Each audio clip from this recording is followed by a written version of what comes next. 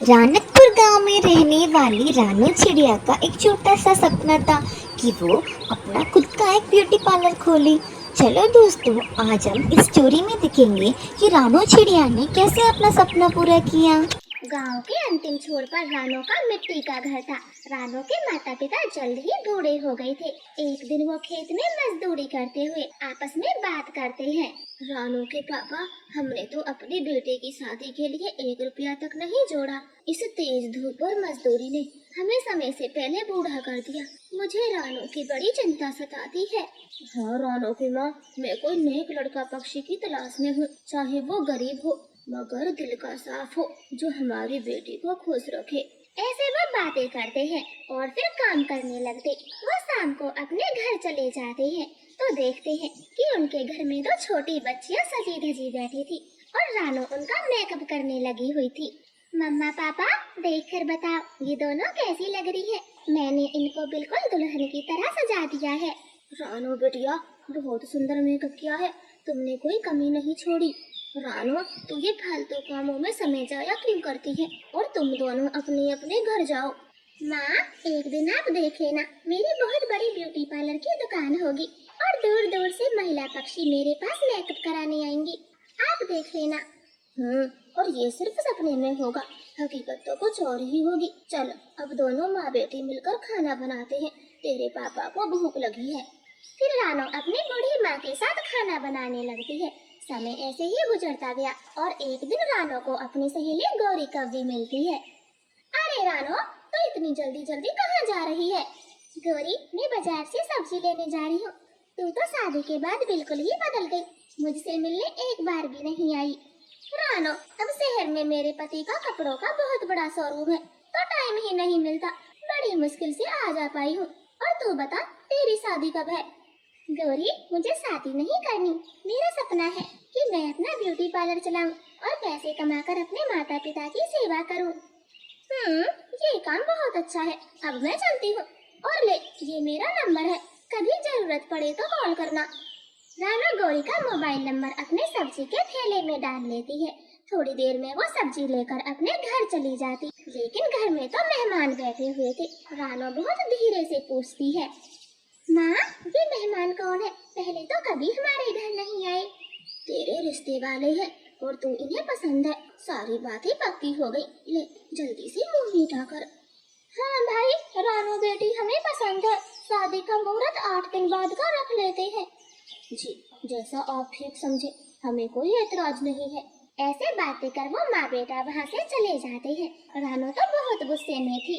माँ पापा, मैंने आपसे कितनी बार कहा था मुझे शादी नहीं करनी। मैंने अपना ब्यूटी पार्लर खोलना है, अपने पैरों पर खड़ा होना है, फिर आपको जल्दी क्या है? रानो बेटी, बहुत छोटा परिवार मिला है और दहेज के भी लालची नहीं है। आपकी शादी 8 दिन बाद होगी। मैं कुछ और नहीं सुनना चाहती। चुपचाप से शादी की तैयारियां कर।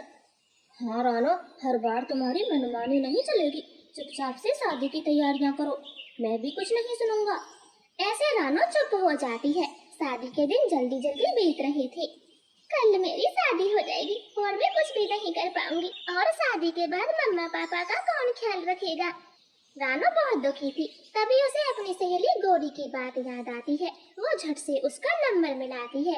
हेलो, कौन कौन बोल रहा है? गौरी सहेली, मैं रानो बोल रही हूँ। मुझे तेरी मदद की जरूरत है। क्या तू अपने शहर में मुझे कोई काम दिलवा सकती है? काम तो दिला दूंगी, मेरे ही शोरूम में जगह खाली है। ठीक है, तो मैं कल शहर आ रही हूँ, तू बस अपना पता बता दे। फिर गौरी कव्वी अपना पता बता देती है और रानो रात को ही घर से निकलने की तैयारियां करती। माँ पापा, मैं जा रही हूँ और बहुत जल्द लौटूंगी और उस दिन आप बहुत खुश होंगे। ऐसे बड़बड़ाकर रानो अपना बोरिया बिस्तर उठाकर घर से भाग जाती है और सुबह होते ही गौरी के घर पहुँच जाती। वो उसे अपनी शादी की बात बताती है। रानो, तू चिंता मत कर, मेरे कपड़ों के शोरूम में काम कर और शहर में रह। मैं बहुत जल्द तेरे ब्यूटी पार्लर की दुकान खुलवा दूंगी। गौरी सहेली, घर में माता पिता तो बहुत दुखी होंगे, ना जाने इस समय क्या कर रहे होंगे। भूल जा और कड़ी मेहनत कर, समय अपने आप सब ठीक कर देगा। फिर रानो चिड़िया गौरी के शोरूम में नौकरी करती है और बहुत जल्द एक खाली दुकान ढूंढ लेती और अपना ब्यूटी पार्लर खोल लेती है। पहली बार नई ब्यूटी पार्लर में आई हूँ, मेरा मेकअप अच्छे से करना। जी मैडम, आप बिल्कुल भी ना घबराएं, मैं मेकअप बहुत अच्छा करती हूँ, विश्वास रखें। फिर रानो हरियाली तोती का मेकअप करना शुरू करती है। लो बहन, आपका मेकअप हो गया, अब बताओ कैसा है? बहुत सुंदर, मेकअप तो बहुत अच्छा किया है, अब से मैं यहीं आया करूंगी। इस तरह से रानो के ब्यूटी पार्लर पर कस्टमर आने लगते हैं।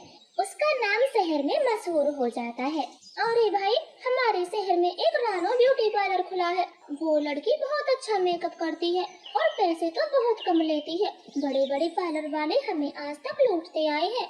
क्या सच में हरियाली, मेरी बेटी की शादी है, मैं भी रानो ब्यूटी पार्लर से ही मेकअप कराऊंगी। ऐसे रानो की जान पहचान बढ़ती जाती है। कमाई तो बहुत अच्छी हो रही थी। ये देखकर आसपास के ब्यूटी पार्लर तो जलने लगते हैं। अरे भाई, जब से रानो ब्यूटी पार्लर खुला है, हमारी तो कमाई ठप हो गई। गांव से आई है, अकेली रहती है, इसका भारी नुकसान कर दो। चुपचाप अपने गांव ही चली जाएगी और फिर सब पहले के जैसे होने लगेगा। ऐसे कुछ बुरे पक्षी मिलकर रानो के ब्यूटी पार्लर को आग लगा देते हैं। सब जलकर राख बन जाता है। मेरी सारी मेहनत बर्बाद हो गई। मैं तो सोच रही थी बहुत जल्द मम्मा पापा को शहर लेकर आऊंगी, मगर अब तो सब जल गया। मैं क्या मुंह लेकर जाऊंगी? रानो सहेली, रोए नहीं, ये कुछ बुरे पक्षियों का काम होगा, ताकि तुम डर कर भाग जाओ। मैं तो कहती हूँ आप यहीं रहो और अपना ब्यूटी पार्लर दोबारा से चलाओ। फिर रानो जली दुकान को साफ करती है और थोड़े थोड़े सामान से भर देती। आग लगने की वजह से रानो तो और भी फेमस हो जाती है। रानो बहन, हम सब जानते हैं किसी चलने वाले ने आग लगा दी थी दुकान में, मगर सारे शहर के पक्षी आपके साथ हैं, तुम चिंता मत करना।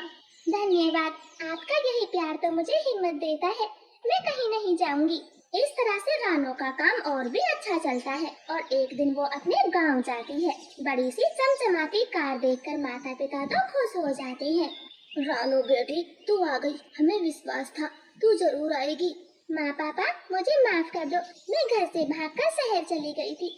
रानो बेटी, अच्छा किया जो तू शहर चली गई, वो परिवार बहुत बुरा था, अब से हम मिलजुल कर साथ रहेंगे। फिर वो तीनों गाड़ी में बैठकर शहर चले जाते हैं। रानो उन्हें अपना ब्यूटी पार्लर दिखाती है। बेटी, इतना बड़ा ब्यूटी पार्लर, लगता है मैं कोई सपना देख रही हूँ। अरे नहीं रानो की माँ, ये सपना नहीं, हकीकत है। हमारी बेटी बहुत अमीर पक्षी बन गई है, मुझे तो विश्वास ही नहीं होता। ऐसे वो तीनों हंसी खुशी रहने लगते हैं।